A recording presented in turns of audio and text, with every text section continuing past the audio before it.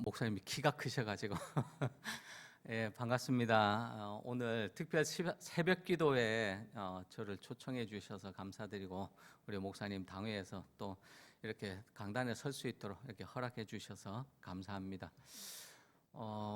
오늘 솔직히 많이 안 나오실 줄 알았습니다. 요새 새벽 기도에도 이렇게 많이 안 나오는 추세라서 이제 또 이게 보통 1월 1일부터 시작하지 싶은데 오늘 1월 5일 첫 받따라 가지고 이렇게 많이 오실 줄 모르고 굉장히 부담이 되는 것 같습니다. 저를 간단히 소개하면 저는 이쪽 그 장전역 앞쪽에 보시면 골프장 보이시죠? 그 골프장 근처에 그 학원에서 2019년에 서광교회를 개척을 시작을 했습니다. 그래서 지금까지 이렇게 아직까지는 그 학원에서 예배를 계속해서 드리고 있고요. 그래서 우리 담임 목사님 가끔 시차례 때 이렇게 뵙기도 하고 그렇게 하는데 오늘 이렇게 초청해 주셔서 이렇게 오게 되었습니다. 새벽기도 첫날이라서 제가 좀 은혜를 끼쳐야 되는데 어떨지 잘 모르겠습니다.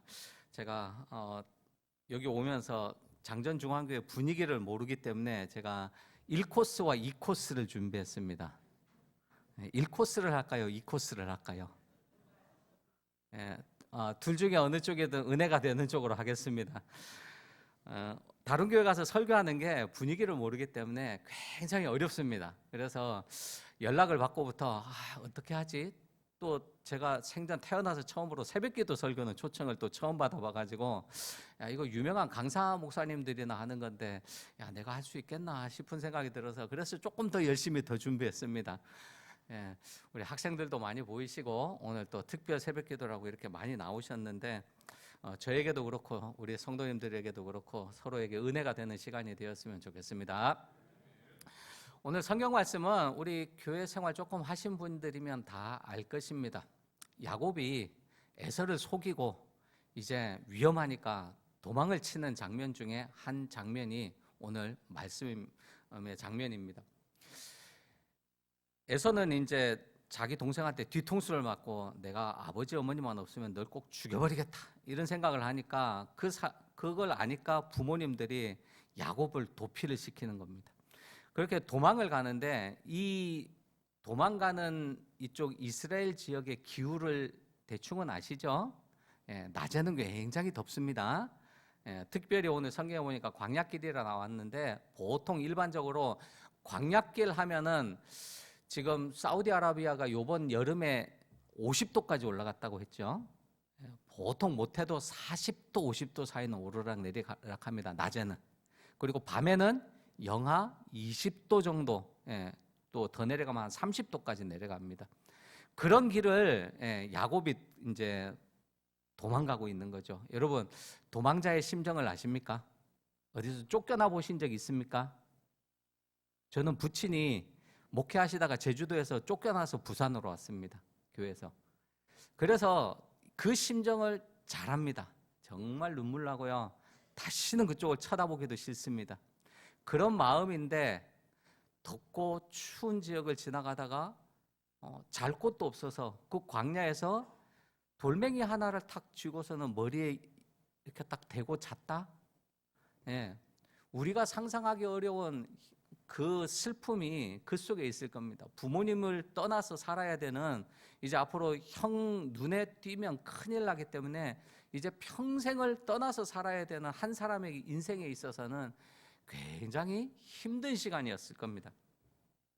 그런데 여기서 한 가지 특별한 점이 나오는 것이 여러분도 아시다시피 하나님께서 야곱을 따라오셔가지고 야곱이 머리된 그곳을 베이트엘 이래가지고 하나님의 집으로 삼으셨다는 것입니다.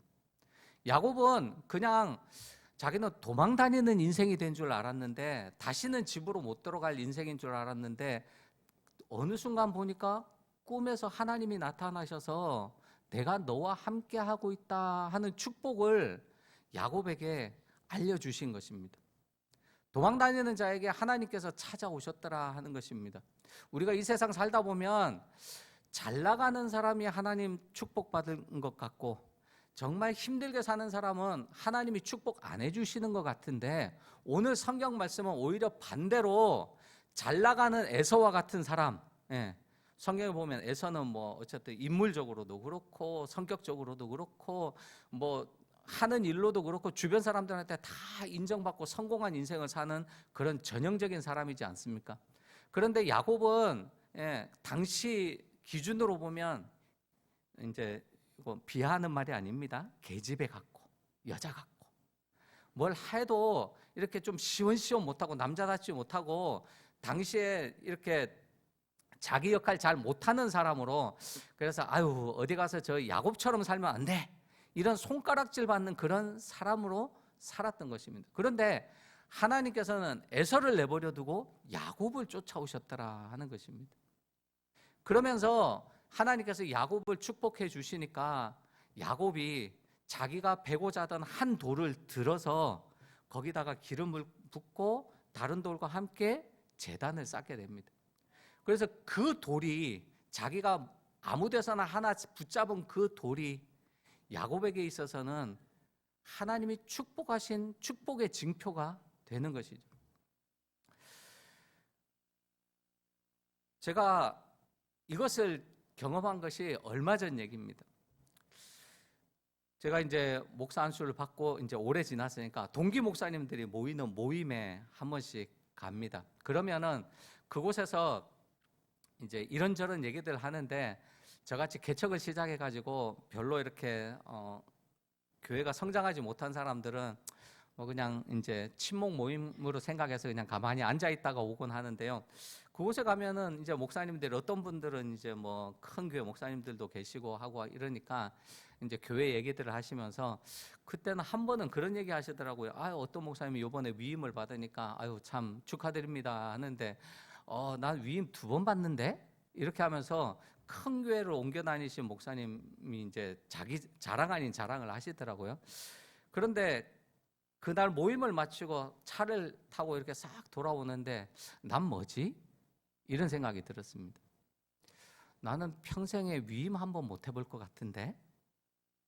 저희 부친도 개척을 하셨기 때문에 위임이란 거를 해본 적이 없습니다. 그래서 야, 목사가 되면 위임을 한다 하는 사실을 나중에 알았습니다.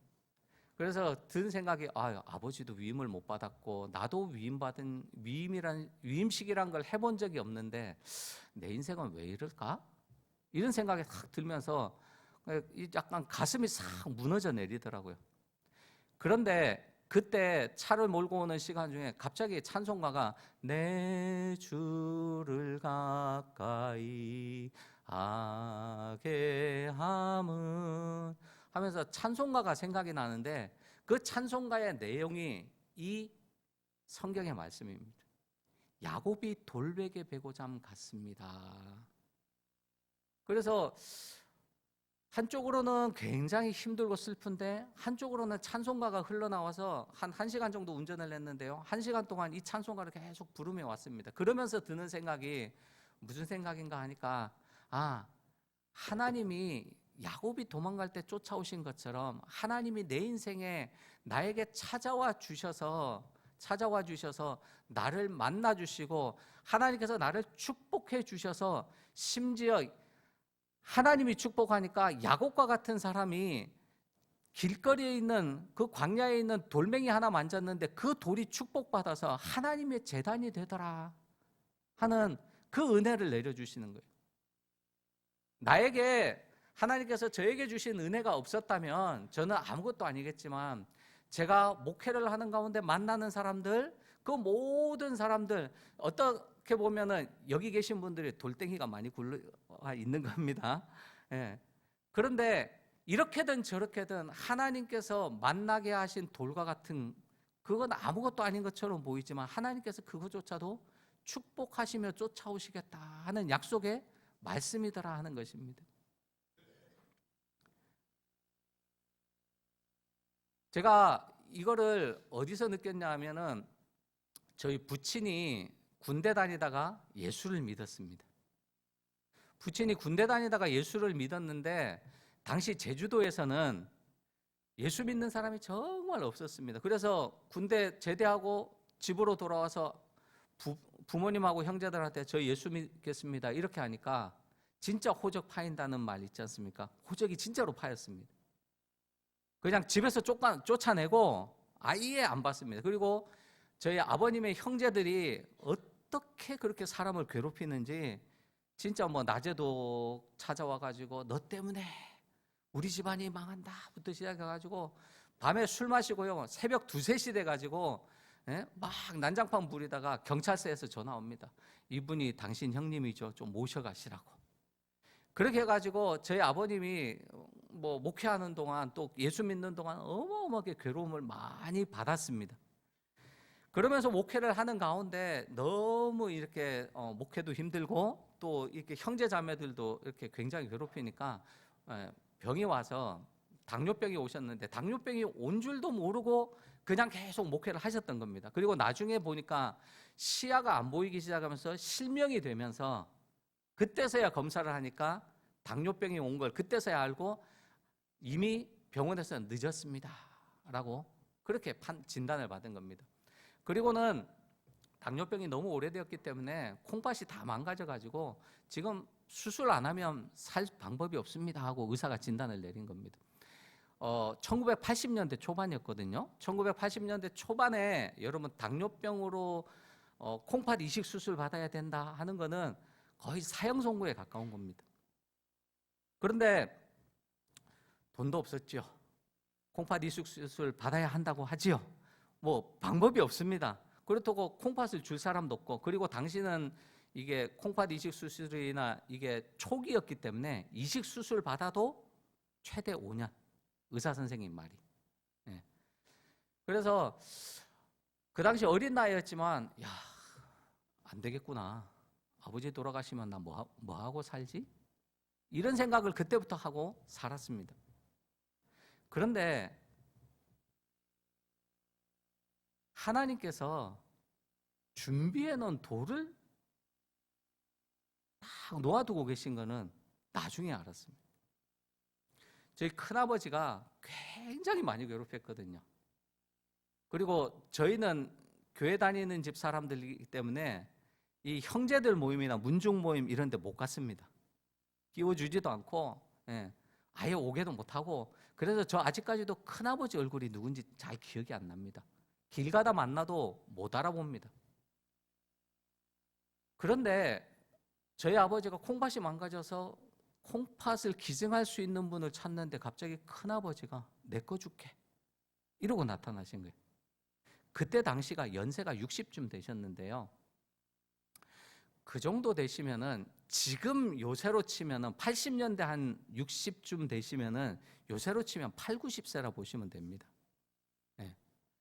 그래서 의사도 연세 드셔서 안 될 건데 그래도 주신다니까 검사는 해볼게요 하고 검사를 했습니다. 근데 여러분 콩팥 이식할 때 콩팥만 좋아서 안 됩니다. 간도 좋아야 됩니다. 다른 장기들도 좋아야지만이 이분이 수술을 할 수 있는 거예요. 근데 의사 선생님이 말하기를 술도 많이 드시고 이렇게 험하게 살아오신 분인데 간이랑 콩팥이 20대네요. 그렇게 말씀하시는 거예요. 그래서 가능합니다. 그래가지고 큰아버지 콩팥을 받았습니다.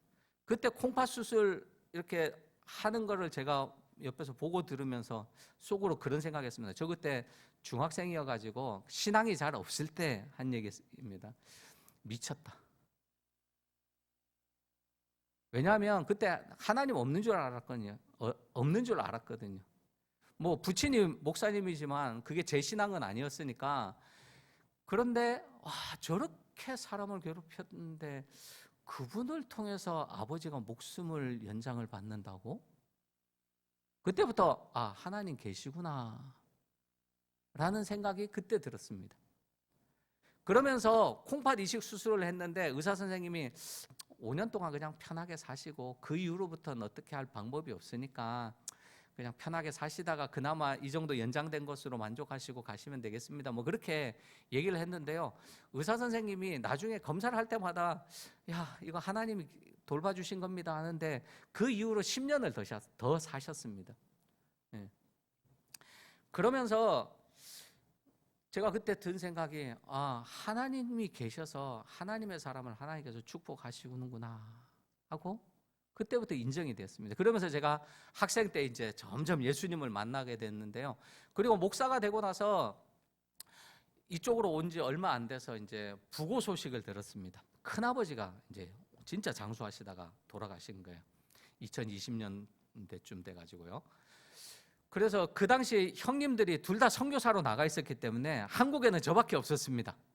그래가지고 선교사로 나간 형님들 대신해서 그래도 아버지한테 콩팥을 주신 분인데 그래도 누가 문상은 해야 되지 않겠나 해서 저도 기억이 있으니까 이제 제가 대표로 문상을 하러 찾아갔습니다. 제주도 가면 여러분 문상하면 아직도 1970년도 정도 세월로 생각하시면 됩니다. 문상을 가면 밤새도록 이렇게 착 섰다 고돌이 그래가지고 상주가 돈을 한 몇백만 원씩 준비해 놓고 빌려줘야 되고요. 아주 장난 아닙니다. 그래서 저는 갈 때 결단을 했습니다. 가면은 무슨 욕을 듣더라도 예의하고 그냥 조용히 우리 아버님한테 그래도 은혜를 베푸신 분이니까 그냥 문상만 조용히 하고 와야겠다. 뭐 온갖 박대를 받더라도 뭐 옛날부터 받았던 박대니까 박대를 받더라도 티내지 말고 그래도 감사한 마음으로 내가 문상하고 오자 하고 마음속에 막 이제 비행기 타고 가면서 막 결단을 하고서 갔습니다. 이 정도 결단을 해야 거기 참석할 수 있습니다. 결단을 하고 다 갔는데 저 깜짝 놀랐습니다. 집에 딱 들어서는데 찬송가가 울려 퍼지고 있는 거예요. 이거 뭐지? 내가 예상했던 그림이랑 완전히 다른데? 그래가지고 살 들어가 봤습니다. 그런데 옛날에 막 삿대질 하던 그 아버지의 아들들, 딸들, 큰아버지 아들들, 딸들 이런 분들이 저가 왔다 그러니까 갑자기 후다닥 튀어나오더니 목사님 오셨습니까? 이러는 거예요. 제 생전에 그런 대접 처음 받아봤습니다. 와, 이분들이 이렇게도 할 수 있구나. 근데 더 불안한 거 있죠? 더 불안해요. 이 사람들이 이런 사람들이 아닌데 이거 뭐지? 이러고 딱 갔는데 장례 예식이 기독교 예식인 거예요. 찬송가 틀어져 있고 십자가 놓여 있고 그런데 가끔 중이 와가지고 똑똑똑똑똑 이건 또 하더라고요. 아들들은 아직 교회를 안 다니니까 그래도 자기들은 좀 이렇게 해야 되겠다 이래가지고 이제 중이 올 때는 요거 살짝 십자가라만 치워놓고 상 좀 차리고 똑똑똑똑똑 나무 앞에 다 이러고 있더라고요. 근데 어쨌든 간에 와 도대체 이게 무슨 일이 벌어졌지? 하고 그 생각하는데 그 옆에 있는 아들들이 목사님 기도 좀 해주십시오 이러면서 기도도 해달라고 하고 갑자기 막 준비도 안 된 걸 막 시키니까 제가 막 이게 멘탈이 붕괴돼가지고 이거 어떻게 해야 되나 하고 막 어버버버 하다가 뭐 어쨌든 뭐 문상을 하고 이제 가서 식사를 하시죠 이래가지고 밥 먹으러 이렇게 앞 마당으로 나갔는데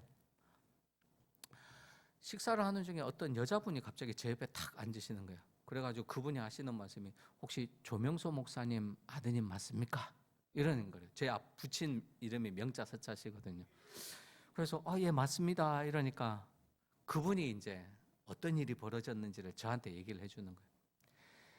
그 큰아버지가 콩팥 이식을 이렇게 해주시고 나서 한 몇 년간 이제 뭐 이렇게 저렇게 사시다가 이제 연세가 드시니까 이제 아들이랑 이렇게 같이 사시는데 할 일이 없으니까 이제 그 옛날에 제주에서 한 드라마 웰컴 투 삼달리 보신 적 있습니까? 드라마 보신 분 아실 건데 웰컴 투 삼달리 보면 큰 나무 있고 그 밑에 이렇게 평상이 있습니다. 그러면 마을 사람들 모이는 데 있거든요. 그 마을에도 다 그게 있습니다. 나무 밑에 평상이 있는데 큰아버지가 거기 나와가지고 시간을 보내는데 이 여자분이 교회 집사님이면서 전도사 역할을 하시는 분이었습니다. 그래서 마을마다 돌아다니면서 이게 복음을 한 번씩 전하시는 분인데 이분이 지나가다가 어르신이 한 분이 딱 앉아 있는 걸 보고는 자기가 복음 전해야 되겠다 생각이 들어가지고 이분한테 딱 가가지고 인사하면서 어르신 뭐 이러면서 이렇게 얘기가 시작이 된 거예요. 그러면서 얘기가 된 게 내 동생이 목사다. 그러면서 그때부터 이분이 그러면은 하면서 이제 이렇게 복음을 전하기 시작한 거예요. 그래 한 이분이 한 1년 정도 그렇게 하셨대요. 그러면서 1년쯤 지나서는 저희 큰아버지가 그렇게 얘기하시더랍니다. 내 동생 보고 싶다. 내 동생 보고 싶다. 이미 천국 갔는데 나 천국 가서 동생 보고 싶다. 그러는 거예요. 저 그 얘기 듣고 내가 죽었다 깨어나도 예수 안 믿을 분이 큰아버지나 그 형제들이라고 생각을 했습니다. 그런데 그 돌덩이 같은 사람들도 저희 부친을 통해서 어루만져지니까 그게 축복이더라고요.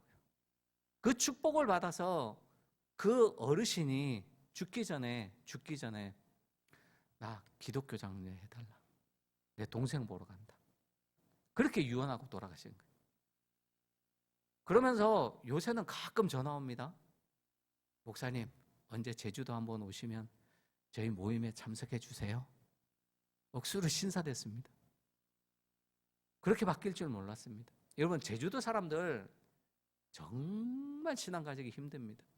저희 부친이 수십 년 동안 제주에서 전도했지만 정말 제주도 사람들 교회 안 다녔거든요. 그런데 그와 같은 노력 속에서 그런 하나님의 축복을 받은 사람들이 곳곳에서 널려있는 돌들을 향해서 그 널려있는 돌 안 될 것 같아서 그냥 막 머리에 베고 잔 것 같이 그렇게 했는데도 불구하고 시간이 지나니까 그 돌들이 축복받아서 하나님 전으로 하나씩 나옵니다. 그래서 이제는 제주도민들로, 즉 제주도 토박이들로 교회가 세워진 데들도 꽤 많이 나왔습니다.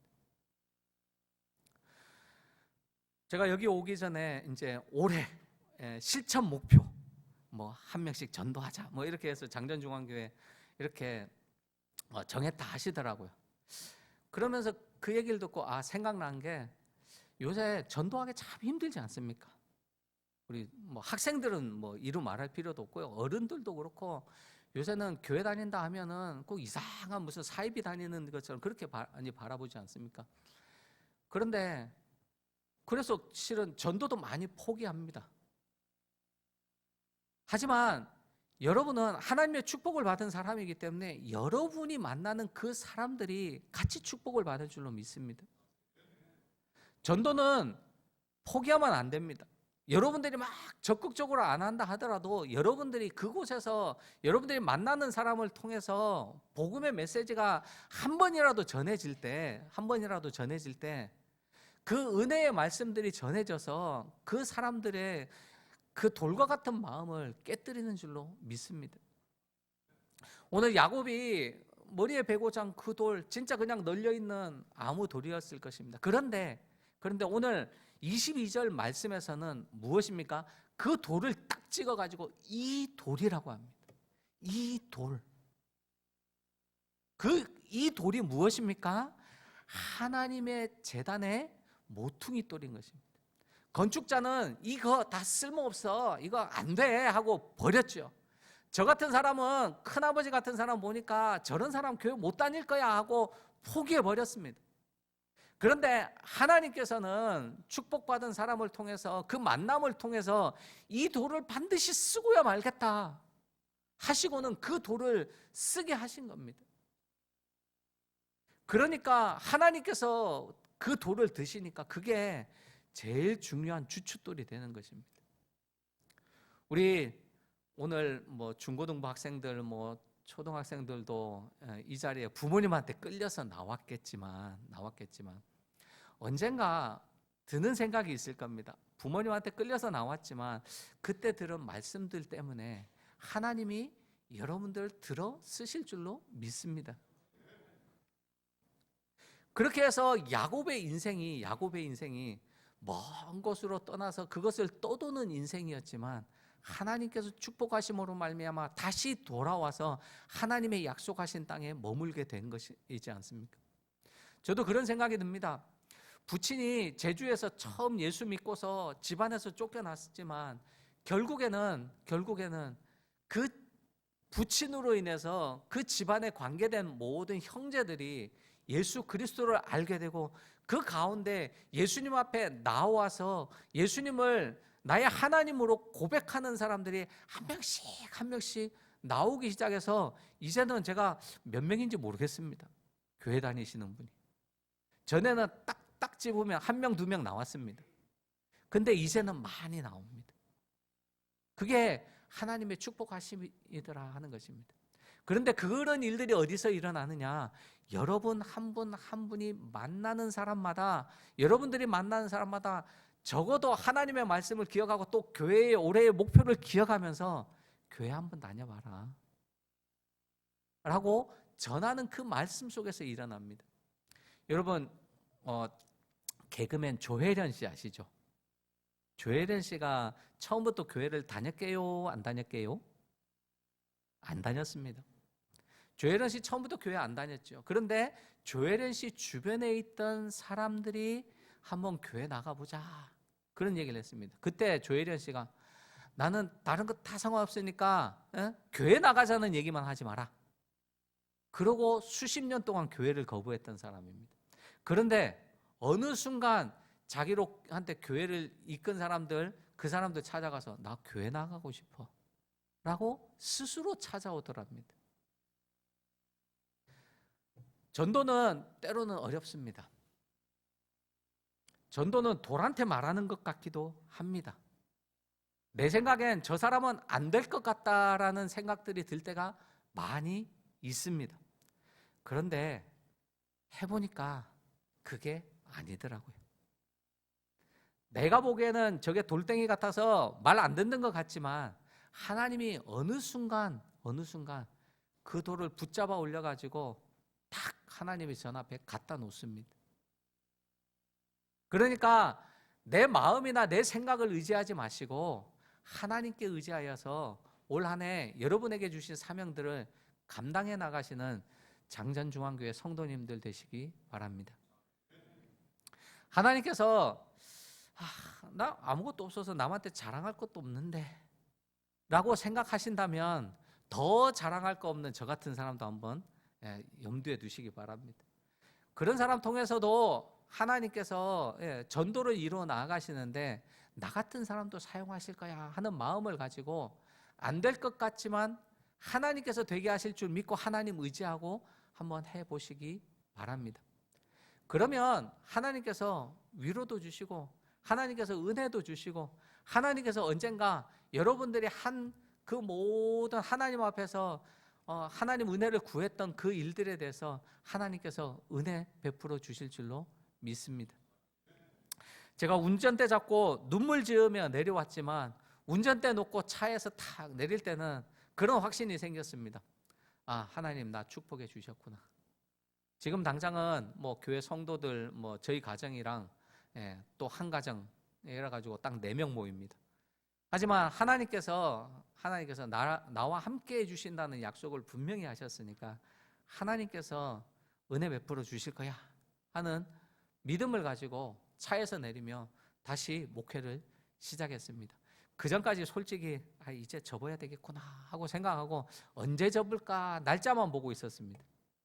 그런데 그 일이 있고 나서는 접어서는 안 되는구나, 하나님께서 맡겨주신 사명을 끝까지 감당해야 되는구나 하는 마음으로 또 새롭게 시작했습니다. 때로는 부끄럽습니다. 어떤 교회는 개척한 지 한 2, 3년 만에 300명, 1000명 됐다 하는 얘기 듣는데 저는 벌써 6년 지났습니다. 그런데 아직까지 이러고 있으니까 참 부끄럽고 어디 가서 할 얘기도 없습니다. 하지만 하나님께서 분명히 나와 함께 해주셨고 하나님께서 축복해 주셨기에 이 사역을 계속할 수 있겠다 하는 마음을 가지고 남들은 좀 이렇게 손가락질 할 수 있겠지만 하나님 나를 붙드시니 내가 하나님 앞에서 하나님과 동행하며 걸어가겠습니다 하는 믿음으로 그렇게 개척 사역을 계속해서 감당해 나가려고 하고 있습니다. 우리 장정중앙교회 성도님들 이제 특별 새벽기도 시작인데 혹시 생각나시면 저와 저희 교회를 위해서도 기도해 주시기 바랍니다. 그래서 정말 하나님의 은혜를 잘 감당하고 하나님의 은혜 받아서 또 귀한 이 사역들이 계속해서 이어질 수 있도록 그렇게 기도해 주시면 감사하겠습니다. 그리고 저도 장정교회 중앙교회 성도님들 위해서 기도하도록 하겠습니다. 정말 하나님의 축복받고 하나님의 쓰임받고 하나님께서 주신 은혜로 하나님께서 주신 사명들 잘 감당할 수 있는 그런 교회 성도님들 되실 수 있도록 저도 열심을 다해 기도할 수 있도록 하겠습니다. 여러분들 오늘 이 자리에 나온 것조차도 하나님께서 여러분들 축복하시고자 부르신 자리인 줄로 믿습니다. 그 축복 받으시고 돌아가시고 올 한 해도 하나님의 축복대로 은혜 받으시는 그런 2026년 한 해 되시기를 주의 이름으로 축원합니다.